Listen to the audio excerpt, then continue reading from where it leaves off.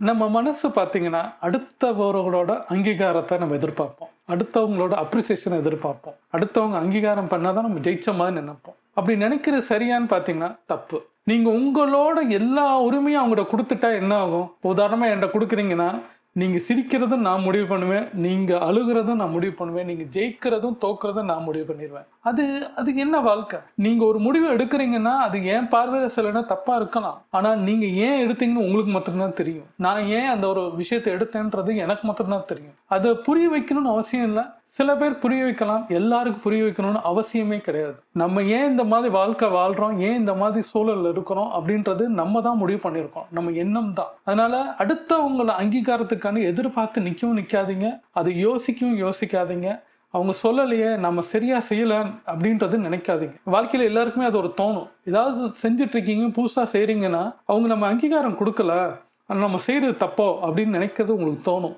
எல்லாருக்கும் தோணும். ஆனா அதை எதிர்பார்த்து நின்னுகிட்டு இருந்தீங்கன்னா, அவங்க கையில உங்க சாவிய குடுக்குறீங்க. நீங்க வாழணுமா, வாழக்கூடாதுன்னு அவங்க கிட்ட எல்லாம் முடிவு குடுக்குறீங்க.